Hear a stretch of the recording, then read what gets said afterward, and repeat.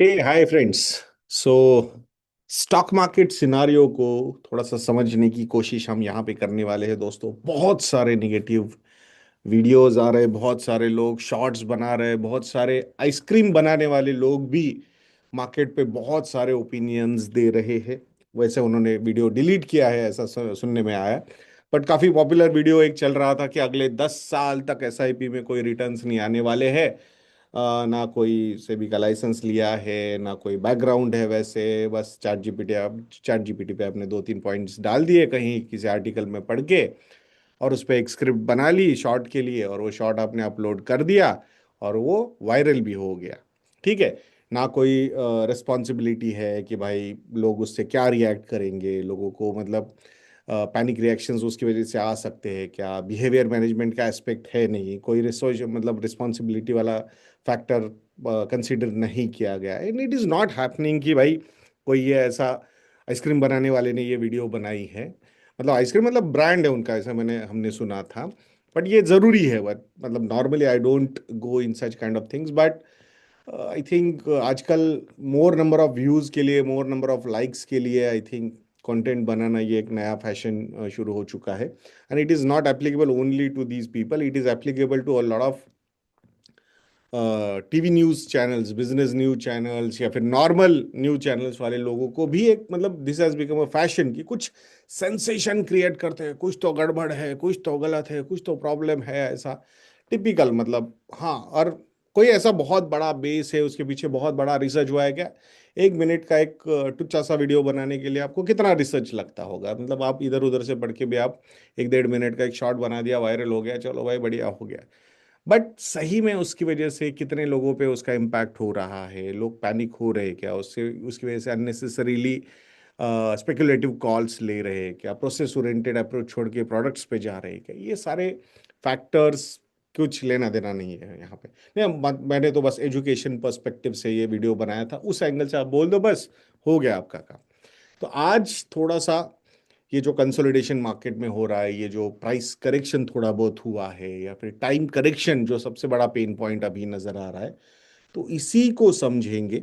और ऐसा ही एक सिनारियो पुराने टाइम में कैसे हुआ था, उस वक्त पे तो मतलब और सिचुएशन ज़्यादा खराब थी, बट उसके बाद आने वाले समय में क्या हुआ, तो ये सारे फैक्टर्स थोड़े से समझने बहुत ज़्यादा ज़रूरी है। और objective is majorly would be कि आप प्रोसेस ओरिएंटेड रहे, प्रोसेस ओरिएंटेड रहेंगे तो हम स्पेकुलेटिव नहीं बनेंगे, that is the point. And जो लॉन्ग टर्म इन्वेस्टिंग है वो कैसे कंसिस्टेंटली एक प्रोसेस फॉलो करने से आपको एक सक्सेसफुल इन्वेस्टर बनाती है। और सक्सेसफुल इन्वेस्टर बनने का मतलब मल्टी बैगर रिटर्न्स लाना नहीं है, अपने फाइनेंशियल गोल्स को अचीव करना ये होता है। तो उसी को फोकस करते हुए ये वीडियो हम यहाँ पे आज आप लोगों के सामने प्रेजेंट कर रहे हैं दोस्तों। सो प्लीज़, मतलब नॉर्मली मैं बोलता नहीं हूँ कि एंड तक वीडियो देखिएगा, कोई एंड में प्रोडक्ट नहीं है या फिर कुछ बताने नहीं वाला हूँ। बट आई थिंक कंसिस्टेंसी के लिए बोलूँगा कि इफ़ पॉसिबल तो एंड तक ये वीडियो आप देख सकते हो। और मतलब जो टिपिकल स्पीड बढ़ा के वगैरह आई थिंक वो और शॉर्टकट्स तो यू पीपल नो दैट। ठीक है। सो हम यहाँ पे एक सिनारियो देखने वाले हैं। ये सिनारियो है अक्टूबर 2010 से लेके अक्टूबर 2013 तक का। 3 साल, 3 साल तक मार्केट कैसा स्लगिश रहा था, कंसोलिडेट हुआ था, टाइम करेक्शन बहुत जबरदस्त हुआ था। और द मोस्ट इंपॉर्टेंट पार्ट कि अभी जैसे लास्ट 1 ईयर में वी हैव सीन दैट कि from 84, 83 84 rupee is now at almost 91 92। तो ये जो डिप्रिसिएशन हुआ है क्लोज टू 10% का, तो ये 3 सालों में भी कितना डिप्रिसिएशन हुआ था ये भी हम यहाँ पे समझने वाले हैं। अगेन कि वो गवर्नमेंट क्या थी, ये गवर्नमेंट क्या है, आई थिंक उस एंगल से नहीं, बट ओवरऑल सिनारियो के एंगल से हमें जस्ट कंपेयर करना है ये। तो प्लीज मतलब यहाँ पे अगर हम पॉलिटिक्स भी कम लाएंगे तो that would also be great, कि यूपीए ने क्या किया था गलत और एनडीए ने क्या सही किया, या एनडीए क्या गलत कर रहा है और यूपीए क्या सही कर रहा था। No, it is not about that. हमें मेजरली अपना बिहेवियर मैनेज करना है। सेंटिमेंट्स किस तरीके से निगेटिव थे ये भी मतलब आपको और ज़्यादा डिटेल रिसर्च करनी है तो you can find out in the archives between October 2010 to October 2013 के newspaper archive, specifically Economic Times वगैरह आप देख सकते हो, तो उसमें आपको वो मिल जाएगा। ठीक है। तो अब यहाँ पे मैं ये सिनारियो क्यों मतलब कैसे मतलब प्रेजेंट कर रहा हूँ, और यहाँ में चार कैटेगरीज ऑफ फंड्स, मतलब large cap, mid cap, small cap, flexi cap, ये चारों कैटेगरीज को हम यहाँ पे आपके सामने ये प्रेजेंट करने वाले सिनारियो, एंड उसके साथ साथ रुपये और डॉलर का इक्वेशन भी। ठीक है। सो अक्टूबर 2010 से लेकर अक्टूबर 2013 तक अगर मैं एक लार्ज कैप फंड की बात करता हूँ। अच्छा, यहाँ पे कुछ बेसिक एजम्पशन हम करने वाले हैं। वो है 10,000 रुपये पर मंथ की SIP, ये हमने यहाँ पे कंसिडर की है। सो मतलब अक्टूबर 2010 से लेकर अक्टूबर 2013 तक 3 साल की SIP, ठीक है, हमने ये यहाँ पे कंसिडर की है। ओके। तो अगर ये फेज में हम एक लार्ज कैप फंड में SIP करते, ठीक है, 10,000 रुपये पर मंथ, मतलब अपना अमाउंट इन्वेस्टेड कितना होता, अराउंड 3.6 लाख, राइट। तो ये लार्ज कैप फंड में हम इन्वेस्ट करते, तो अक्टूबर 2013 में इस पर्टिकुलर 3.6 लाख का वैल्यू जो होता, that would have been around 4.11 lakh. अगर ये SIP फॉर्मेट में है तो हमें XIRR कैलकुलेट करना होगा। तो XIRR इस फेज में जो था वो था 9.39% का XIRR। मतलब XIRR मतलब इंटरवल पे अगर आप SIP करते हो, इन इन्वेस्टमेंट्स करते हो, तो इट्स लाइक इंटरवल का CAGR है वो, एक मोटा मोटा ब्रॉडर लेवल पे अगर हमें समझना है। Again, if engineers are watching this video, so please मतलब नहीं नहीं ये सही नहीं है, वो गलत नहीं, मतलब एक बेसिक कॉन्सेप्चुअल अंडरस्टैंडिंग लेने के लिए हमने XIRR को CAGR के साथ थोड़ा सा कंपेयर करके बताया है यहाँ पे। ठीक है। सो नॉट टू टेल कि नहीं नहीं मतलब ये सही है वो गलत है। ओके, ठीक है। अब ये तीन मतलब दिस इज नॉट वेरी, मतलब 3 साल का SIP return 9.39% XIRR, so not very encouraging number है। ठीक है। और बाकी के जब मैं बताऊंगा तो और डिसअपॉइंटिंग नंबर है, small cap, mid cap, multi cap, flexi cap के। ठीक है। बट यही चीज अगर ये 3.6 लाख 3 साल की SIP अगर हम 4 साल कंटिन्यू करते, मतलब और एक साल कंटिन्यू करते, तो अमाउंट इन्वेस्टेड कितना होता हमारा, तो अमाउंट इन्वेस्टेड होता 4.8 लाख। ठीक है। सो 4.8 लाख इन्वेस्टेड होता। अब एक साल के अंदर मतलब अक्टूबर 2014 की अगर हम बात करते हैं, तो ये 4.8 लाख इन्वेस्टेड कितने बन जाते, दे वो होते 7.41 लाख। और XIR जो है, जो 3 साल का XIR 9.39% दिख रहा था हमें, 4 साल का XIR बन जाएगा 23.08%। Again I am not saying कि अरे ये 3 साल कंसोलिडेशन होगा, चौथे साल रिटर्न आएगा, बट अब इमेजिन करो, एक साल तक रिटर्न नहीं, 2 साल तक रिटर्न नहीं, 3 साल तक रिटर्न एकदम मतलब ऐसा सबड्यूड काइंड ऑफ रिटर्न्स, और चौथे साल अगर आप वो पेशेंस से फॉलो करते हो, तो ये नंबर बन जाता 4.8 लाख से 7.41 lakh. We are not suggesting कि यही होगा exactly, but this is how. और पेसिमिज्म जो था अक्टूबर 2013 में, जबरदस्त पेसिमिज्म था मार्केट में। मतलब टिपिकली अगर गवर्नमेंट के एंगल से हम बात करते हैं तो पॉलिसी पैरालिसिस की बातें चल रही थी। सबसे इंपॉर्टेंट फैक्टर, क्योंकि आप लोग अभी और मैं ये बीच में ही कवर कर रहा हूं, वो है रुपी डॉलर इक्वेशन, क्योंकि 84 से 92 हुआ है रुपी साल भर के अंदर। 10% का डिप्रिसिएशन है रुपी में से ऑन एन एवरेज, अगर हम मोटा मोटा हम बात करते हैं तो। ठीक है। उस वक्त पे अक्टूबर 2010 से लेके अक्टूबर 2013 तक रुपी का जो डिप्रिसिएशन था अगेंस्ट $1, सो 2010 में rupee was at 44.16, $1 is equal to 44.16 rupees. और अक्टूबर 2013 में ये नंबर हुआ 61.23, $1 इक्वल टू 61.23। डिप्रिसिएशन कितना हुआ, 38% का डिप्रिसिएशन हुआ था 3 साल में। कितना, 38% का rupee depreciation. So those people who are seeing कि नहीं नहीं ये बहुत अनप्रेसिडेंटेड कुछ हो रहा है, तो ये नहीं हो रहा है। और इस बार तो हमारे पास एक रीजन भी है उसका। वो रीजन ये है कि हमारा एक्सपोर्ट अट्रैक्टिव बनने के लिए रुपी का डिप्रिशिएट होना ये पॉजिटिव होगा अगेन। बट ये इक्वेशन उल्टा तब गिरेगा जब इंपोर्ट के नंबर्स भी और ज्यादा बढ़ जाएंगे। तो करंट अकाउंट डेफिसिट कम होना, फिजिकल डेफिसिट कंट्रोल में रहना, उस वक्त पे रुपी डिप्रिसिएशन मैनेज किया जा सकता है। बट अगर फिजिकल डेफिसिट भी बढ़ रहा है, करंट अकाउंट डेफिसिट भी बढ़ रहा है, उस केस में रुपए का ज्यादा डिप्रिशिएट होना ये बहुत प्रॉब्लमेटिक हो सकता है। तो ये समझना है। अगेन मैं बस मतलब रुपी डिप्रिशिएट भी हुआ था उस वक्त। सो उस एंगल से अगर हम देख रहे हैं तो आई थिंक वी आर मतलब ये चीजें पहले हुई है। सो डोंट थिंक दैट अरे ये पहली बार कुछ हो रहा है, कुछ तो गलत है, कुछ तो गड़बड़ होने वाली है। See, the best part about history, इसकी बहुत सारी चीजें रिपीट होती है। तो उसमें अगर हम हर बात पे रिएक्टिव बनते जाएंगे तो नहीं नहीं चलेगा। That is the point I want to convey here. ठीक है, तो ये लार्ज कैप का हमने यहाँ पे एक एंगल देख लिया। अब यही हम एक फ्लेक्सी कैप कैटेगरी का भी बात करते हैं। ठीक है, फ्लेक्सी कैप में तो यही सेम तरीके से अगर हम अक्टूबर 2010 से लेके अक्टूबर 2013 तक इन्वेस्टमेंट्स करते हैं तो इन्वेस्टमेंट होती 3.6 लैक्स, और इसकी वैल्यू कितनी होती है आफ्टर 3 इयर्स? वो होती 3.61 लैक्स।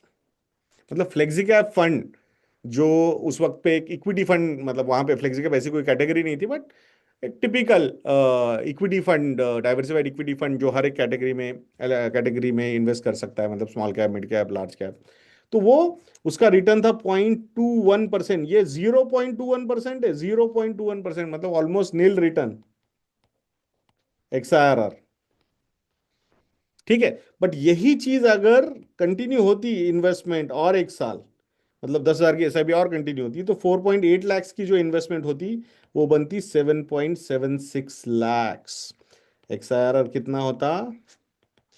25.64%। तो अभी ये जो शॉर्ट टर्म में जो लोग डिसअपॉइंट हो रहे हैं यार, एक साल में, 1.5 साल में रिटर्न नहीं है यार, या स्पेसिफिकली अभी ये मार्केट फॉल में रिटर्न एकदम फ्लैट से हो रहे हैं। परसों ही एक इन्वेस्टर के साथ बात कर रहे थे, सर बहुत अच्छा लग रहा था, 15-16% तक XIRR नजर आ रहा था, now it has gone down to 2-3%। तो the point was, sir this is the best thing which is happening to you, because invest तो और 15 साल करना है ना। तो अगर इनिशियल ईयर्स में ही मार्केट नेगेटिव दिखता है, लोअर साइड में रहता है, तो what is the problem? It is good that we are in an acquisition mode, तो we are acquiring more.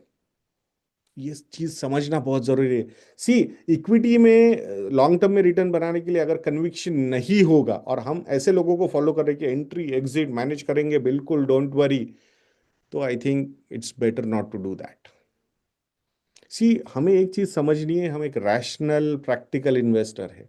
If we are thinking that कि हम सुपर ह्यूमंस है तो फिर प्रॉब्लम है। तो हमें रैशनल प्रैक्टिकल रह के अपने गोल्स को अचीव करना है, अपने सेविंग्स को इन्वेस्टमेंट्स में कन्वर्ट करना है। और ये व्यूअरशिप के लिए जो वीडियोस बन रहे हैं उसके चक्कर में अगर हम फंस जाएंगे तो बहुत प्रॉब्लम क्रिएट होंगे हमारे लिए। तो बिहेवियर मैनेजमेंट ये बहुत बड़ा एस्पेक्ट है दोस्तों। अभी इसको बिल्कुल मत इग्नोर कीजिएगा। बहुत सारे लोग आने वाले हैं, बहुत सारा क्यास क्रिएट करेंगे। 2010 से लेकर 2013 तक तो इतना सोशल मीडिया एक्टिव नहीं था जितना अभी है। तो तो वहां पे हो सकता है because too much of unnecessary information was not available, that's why managing behaviour was little easy compare to now. But अभी बहुत क्या क्यास क्रिएट करेंगे व्यूअरशिप के चक्कर में। तो हमें उसको उसके उसके जस्ट उसमें अटकिए मत। ठीक है, ये फ्लेक्सी कैप हुआ। तो next is mid cap. So mid cap की अगर हम बात करते हैं तो 3.6 लैक्स अगर इन्वेस्ट किए होते मिड कैप फंड में तो वो होते 3.75 लैक्स। तो XIRR कितना होता? 2.97%। अगेन 3 साल में 2.97% का XIRR, क्या यार, क्यों इन्वेस्ट कर रहे हैं? ठीक है, यही होता रिएक्शन। बट यही चीज अगर चौथे साल भी कंटिन्यू होती तो 4.8 लैक्स की जो इन्वेस्टमेंट है वो बनती 8.89 लैक्स। कितना XIRR हुआ? 33.32% का XIRR। कहाँ 2.97% था, कहाँ ये 33.32% बन गया।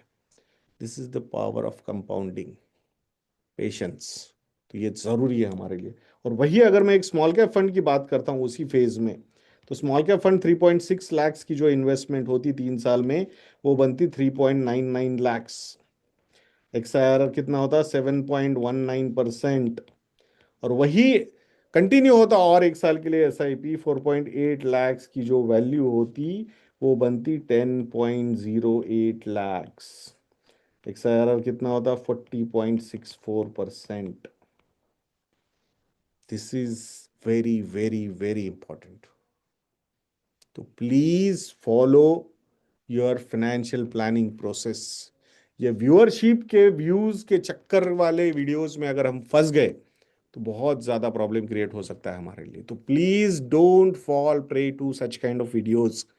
आप आपकी प्रोसेस पे बने रहिए। माना मैंने कि ये मतलब, क्योंकि प्रॉब्लम ये है कि इतना इंफॉर्मेशन अवेलेबल है, अरे क्या वही रिपीट रिपीट बातें कर रहे हो सर, रोज रोज करनी पड़ेगी। अगर हमें उस प्रोसेस पे रहना है तो करनी पड़ेंगी हमें ये बोरिंग बातें रोज रोज रोज। खुद को मोटिवेट करना पड़ेगा इस प्रोसेस को फॉलो करने के लिए। If you have extra time, spend that time on your core competence. वहां पे ज्यादा से ज्यादा टाइम स्पेंड करके वहां पे ज्यादा पैसे अर्न करने की कोशिश करनी, ये जरूरी है। नॉट हियर, इसको हमने एक्साइटिंग नहीं बनाना है इस इन्वेस्टिंग प्रोसेस को। तो प्लीज फॉलो दैट। आशा करता हूँ कि ये वीडियो आप लोगों को इन्फॉर्मेटिव लगा होगा, एंड जरूर शेयर कीजिएगा ये वीडियो ज्यादा से ज्यादा लोगों के साथ, बहुत जरूरी है ये। क्योंकि बहुत सारे इन्फ्लुएंसर्स वहां पे बैठे हुए हैं फॉर नंबर ऑफ व्यूज के लिए। तो ये मतलब क्या अफेक्ट करेंगे, किसको अफेक्ट कर रहे हैं वो, कोई मतलब ये नहीं है। और बहुत बढ़िया लग रहा है कि हाँ नहीं मैंने बोला था ये, देखो ये होगा। हो सकता है शॉर्ट टर्म में फॉर सम टाइम और ये कंटिन्यू होगा, बट प्रोसेस को छोड़ देंगे ना तो बहुत प्रॉब्लम क्रिएट हो सकता है। नो बडी, बिकॉज ये वही लोग हैं जो बाद में डेली कॉल्स भी देंगे इंट्राडे के। तो प्लीज मतलब इसमें नहीं फंसेंगे हम। और specifically this is applicable to normal people, rational people, practical people. This video is not applicable to super humans. Please again we request to everybody कि प्रोसेस पे ही बने रहिए। I think that is more important. आशा करता हूँ ये video आपको अच्छा लगा होगा। नेक्स्ट वीडियो तक के लिए आगे दीजिए दोस्तों। जय हिंद।